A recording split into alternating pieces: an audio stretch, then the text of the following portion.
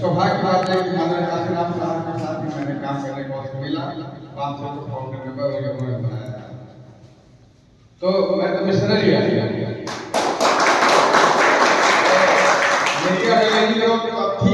थी, वो भी अभी भी है। इस सरकार में रहते हुए अपने मिशन के तहत मैं काम करता हूँ, अपने दायित्व निभाते हुए अपने मिशन का एक काम कर रहा था। बहुत सारे मित्रों में लोग बुलाते रहते हैं, मैं तो पहुँच जाता हूँ, जहाँ नहीं बुलाते वहाँ ही पहुँच जाता हूँ। ये मैं देखता हूँ, सुनता हूँ कि हमारे समाज के लोग हैं वहाँ पर एक कोई कार्यक्रम कर रहे हैं तो नहीं बुलाए, कोई बात है तो अपने हौसले करते रहे। आप इतना सरल लग रहे हैं, इतना आपको अपने प्रोटोकॉल का ख्याल रखना चाहिए, बुला बुलाए नहीं लेना चाहिए। प्रोटोकॉल का अभी प्रोटोकॉल अपने लोग भी मिल जाएगा।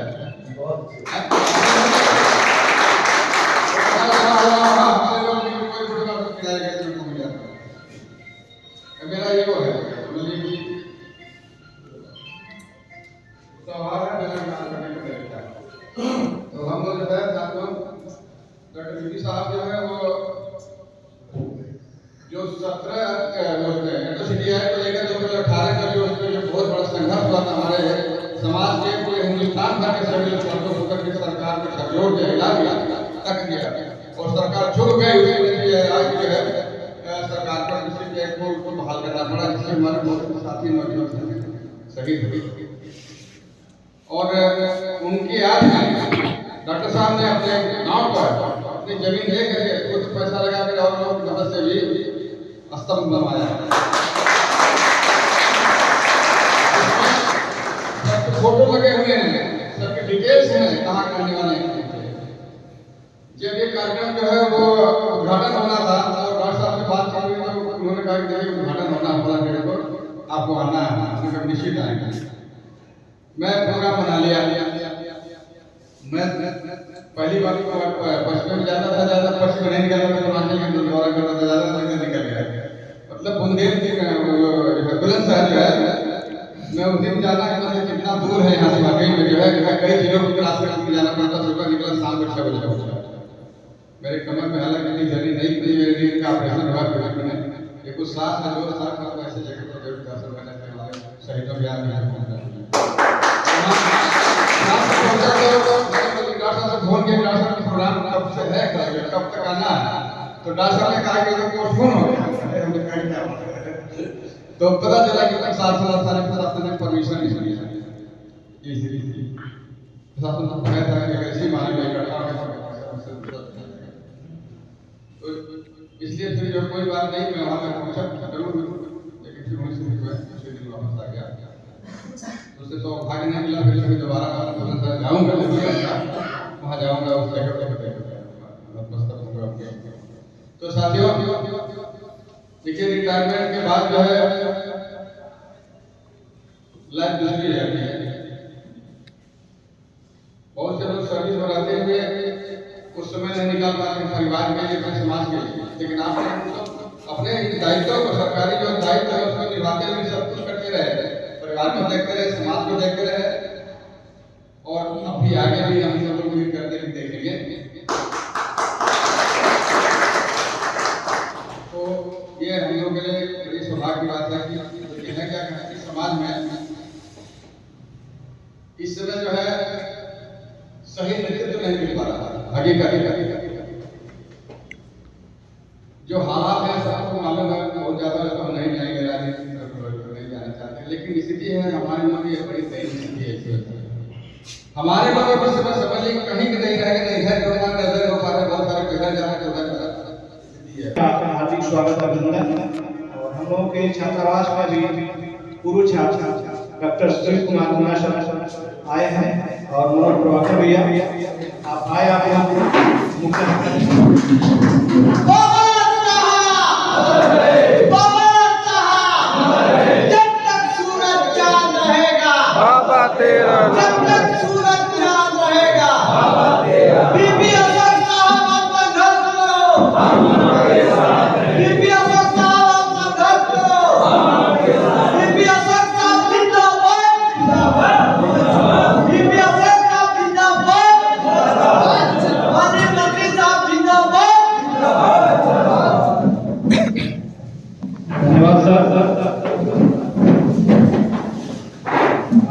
इसी क्रम में अपने छात्रावास के पूर्व वरिष्ठ छात्र डॉक्टर सुशील कुमार मुन्ना सर को आमंत्रित करता हूँ कि आए और डॉक्टर बीपी अशोक सर को स्मृति चिन्ह देकर सम्मानित करें और साथ में मनोज प्रभाकर भैया को भी बुके से सम्मानित किया जाए।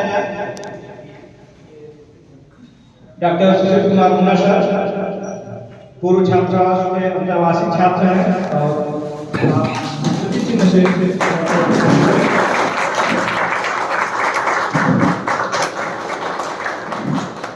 और दिनेश सर से मैं अनुरोध करूंगा कि एक बुके भेंट करें आप मनोज प्रभाकर भैया को।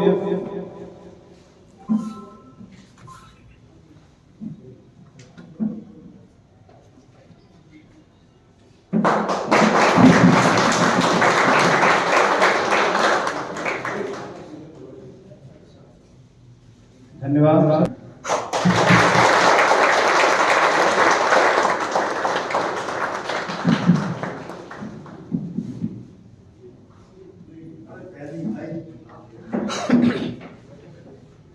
धन्यवाद सर।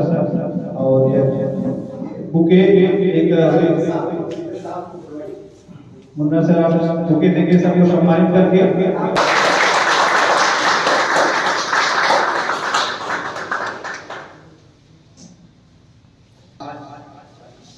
तैयार हुई।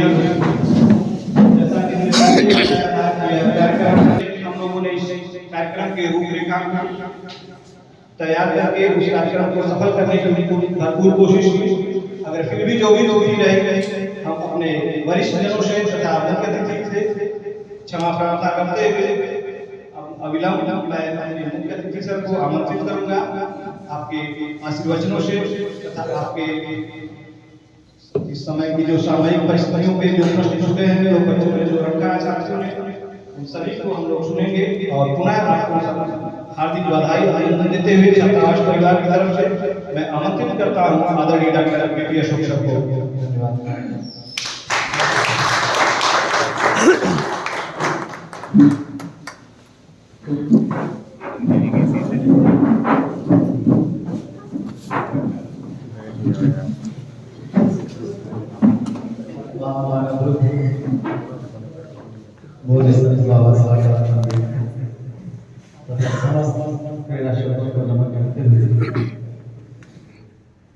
कार्यक्रम में मंच पर विराजमान बड़े भाई मंत्री जी विश्वनाथ जी, मनोज प्रभाकर जी, भाई सुशील जी भाजी, अधिवक्ता डॉक्टर राकेश जी, काफ़ी लोगों के नाम मुझे मालूम नहीं है और कुछ लोगों के नाम मालूम नहीं है, तो सभी आयोजकों का मैं पहले से शुक्रिया अदा करना चाहूँगा। यहाँ इस छात्रावास से जो मेरा रिश्ता है वो शुरू हुआ जब मैं यहाँ 6 अधिकारी छोड़ के आया। मैं जब भी कहीं पोस्ट हुआ सबसे पहले वहाँ पर पूछता था, चाहे सहारनपुर हो चाहे रामपुर हो, कि यहाँ छात्रावास कहाँ है, क्योंकि सभी लोग तो हम लोग जानते नहीं हैं। अखबार की खबर आती है कि अखबार पढ़ जाते हैं। छात्रावास से एक ऐसी जानकारी होती है और एक मैसेज चला जाता है समाज के अंदर और बहुत सारे परिवारों में कि यहाँ शासन प्रशासन में हमारा कोई छोटा भाई या हमारा बड़ा भाई आया हुआ है। इसको आप स्वागत कहिए या फिर अपनी तरफ से एक पहल कहिए। जो मैंने सहारनपुर में किया, रामपुर में किया और उससे इतना लाभ हुआ हर जनपद में जो छात्रों से मुलाकात होती थी। सहारनपुर का छात्रावास बहुत पहले छिन गया, वहाँ करीब 4-5 बीघे में छात्रावास बना हुआ है, रविदास छात्रावास। उसे कब्जा करने का प्रयास किया गया था, लेकिन वहाँ पहले दिन ही जाकर के हमने जब परिचय दिया, उनकी समस्या को सुना, वहाँ छत गिर रही थी तो उसकी कोई मरम्मत नहीं कर पा रहा था। अगले दिन से उसकी मरम्मत शुरू हो गई। वहाँ जितने भी अधिकारी थे सबकी सूची बनाई गई, सबकी और अगले दिन एक इंजीनियर था शैलेंद्र लाल, आज एसपीसीटी है आजमगढ़ में, और उसने वो काम करना शुरू कर दिया। उसकी छत 50 साल के लिए मजबूत बन गई, और वो छत आवास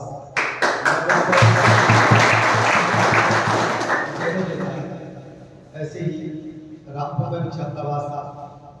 जब तक मैं रहा उसको कब्जा नहीं करने दिया, लेकिन जब मैं चला आया वहाँ लोगों ने उसे बेच दिया, उस पर कब्जा हो दिया रोशनबाग में। मुझे बड़ा तकलीफ हुई, लेकिन वहाँ सरकारी छात्रावास और बन गया था। लेकिन और बनना अलग चीज़ है, उसको तो रहना ही चाहिए। आगरा में जितने छात्रावास थे सब में मजा आया करता था। ये आप लोग हमारे छोटे भाई हैं, अगर आपको कोई जानकारी होती है कि आपका एक बड़ा भाई है, तो प्रेरणा दो तरह से होती है। एक तो दिशा मिलती है, कुछ दशा सुधरती है, प्रेरणा भी मिलती है, और भटकाव का होता है, एक जिम्मेदारी का एहसास होता है बच्चों में, छोटे भाई में, कि यहाँ पर हमारा एक बड़ा भाई है, कहीं उसकी बदनामी ना हो हमारे किसी गलत कदम से। तो निश्चित रूप से एक जो संपर्क है अपने आप में एक दूसरे को पावरफुल करता है। मैं अपने अगर बचपन की बात, जैसे कि आपके हमने उम्मीद की चीजें ऐसी बताएं अपने लाइफ के बारे में। हम जब बहुत छोटे थे, गांव में रहते थे, और वहीं का जो सरकारी स्कूल था वहाँ कभी चले गए, कभी नहीं चले गए, सब घुमा करते थे।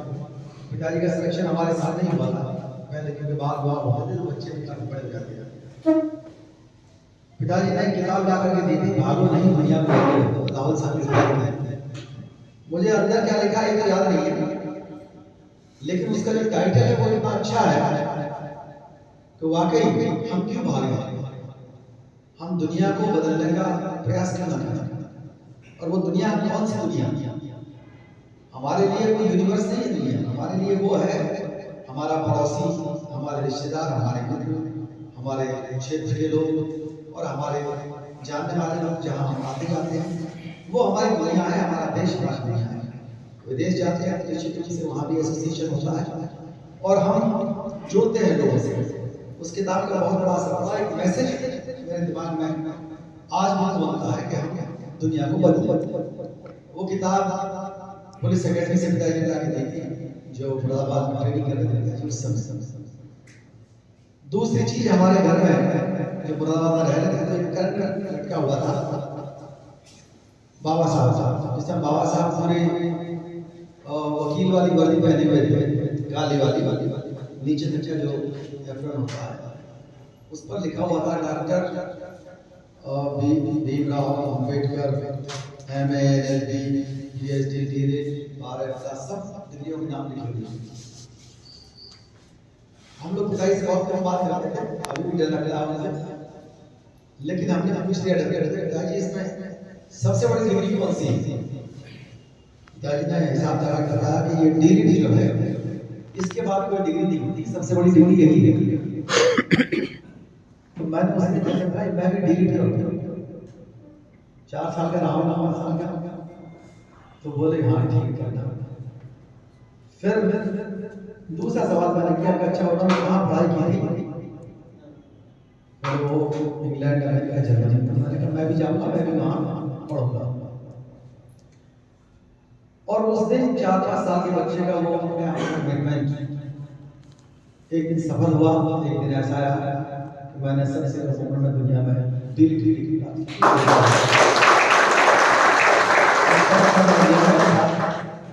2001 कितने साल हुए? तो 2001 में DLED अवार्ड मिला। और एक दिन ऐसा भी हुआ 2016 में जहाँ बाबा साहब पढ़े थे, 16 जून 2016 को लंदन स्कूल ऑफ इकोनॉमिक्स में मेरा लेक्चर हुआ। 2008 में वहाँ से एक सर्टिफिकेट लेने के लिए हम लोगों ने ट्रेनिंग ली और royal institute of public administration London से हम लोगों को शिक्षा पूरी की। विदेश में पढ़ने का, विदेश में लेक्चर देने का सिलसिला हुआ। और यही नहीं, बाबा साहब से प्रेरणा लेकर एक दिन ऐसा भी आया कि पार्लियामेंट ऑफ इंग्लैंड के डिवाइस में बोलने का मौका मिला और सब समझ में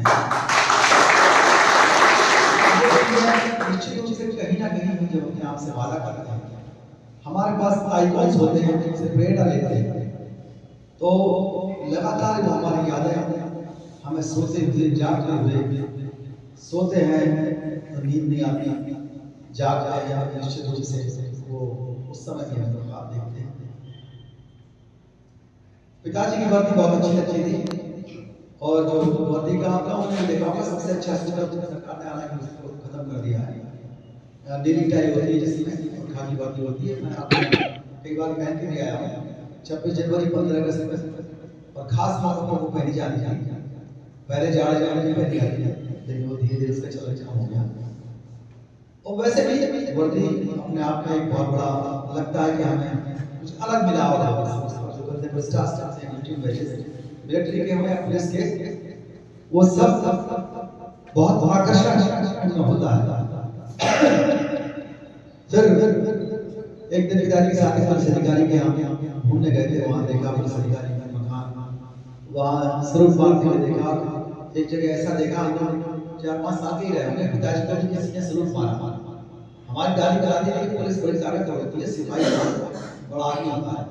जब छोटा भाई शैतानी करता था तो वो कहती थी कि सिपाही बुलवा देंगे या तो चुप हो जाओ। पहले डराते थे तो या तो हवा से डराते हैं गाँव में या पुलिस से डराते हैं। तो हमने कहा अच्छा पुलिस हमारे पिताजी को स्वरूप मारती है तो गंगा बहुत बड़े आदमी है, तो ये ठाकी वर्दी का कमाल है। और कुछ नहीं, हम भी ठाकी वर्दी पहनेंगे, हम भी कप्तान बनेंगे। और एक दिन ऐसा हुआ कि कप्तान बनने का रास्ता निश्चित रूप से अच्छाई का, मेहनत का त्याग का है। संघर्ष सबको करना पड़ता है, हमने भी किया। हमारे आइकॉन्स का बहुत बड़ा रोल रहता है। बुद्ध जैसे आइकॉन पूरी दुनिया में कहीं नहीं है जो हमें सर्वसुलभ है और हमारे देश के अंदर हमें मिल जाती है। बुद्ध के जितने भी उपदेश हैं, ये मान के चलिए आपने बुद्ध को नहीं पढ़ा तब भी एक लाइन याद रखिए, all that is good is represented by God और it was said by God. वो बुद्ध के द्वारा कहा गया था जो भी अच्छा है, जो बेहतर है, जो बेस्ट है। विजडम या प्रज्ञा एक ऐसी चीज है जो पैमाना है आपकी बुद्धि की कसौटी को पूरा करता है। आप जो भी सोच रखेंगे वो ठीक होता चला जाएगा। हमारे आइकॉन्स और कौन है? सम्राट अशोक की जब हम बात करते हैं, जब सम्राट अशोक को हमने पढ़ा इंटरमीडिएट तक तो साइंस में पढ़ी थी, लेकिन सम्राट अशोक के बारे में नहीं जानते थे कि अशोक के नाम पर हमारे पिताजी ने अपना नाम रखा है। और निश्चित रूप से वो भारत के सबसे महान सम्राट थे, दुनिया के सबसे महान सम्राट थे, इतना मालूम था। लेकिन पिताजी को ये लगता था कि वो कहाँ बीएससी करोगे, बीए करके बीएससी भी सब 3 साल की हो गई थी यूनिवर्सिटी में, बीए 2 साल की रह गई। जल्दी जल्दी नौकरी लगाओ, कुछ काम करो, कहाँ 3 साल भर्ती हो गए बीएससी में। बीए करो, बीए किया तो history, political science, English literature, English language subject थे हमारे। और जब सम्राट अशोक के बारे में पढ़ा तो इतना प्रभावित हुआ, उतनी चीजें पिताजी से नहीं मालूम पड़ी थी। जब अशोक के हमने देखा कि राजा एक सम्राट उस जमाने में ये बात कह सकता है कि मुझे लोगों का समस्याएं सुनने में और उनका समाधान करने में कोई थकान महसूस नहीं होती।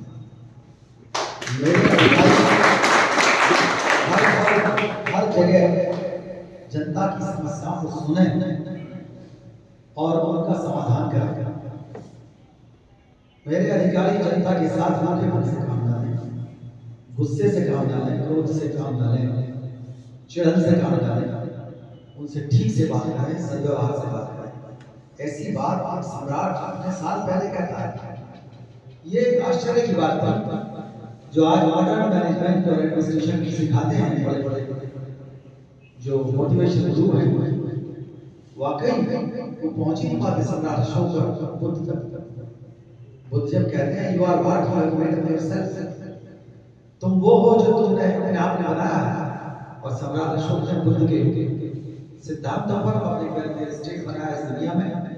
और पूरी दुनिया के अंदर चाहे जितने दर्शन या धर्म जो भी पैदा हुए, जिन्होंने भी मानव कल्याण की बात सोची वो उनके बाद ही सोची, चाहे वो स्टोइसिज्म हो, चाहे हमारे देश के अंदर बहुत सारे दर्शन पैदा हुए, उनके अंदर जब भी जनता के जन कल्याण की बात आती है, जो भी राजा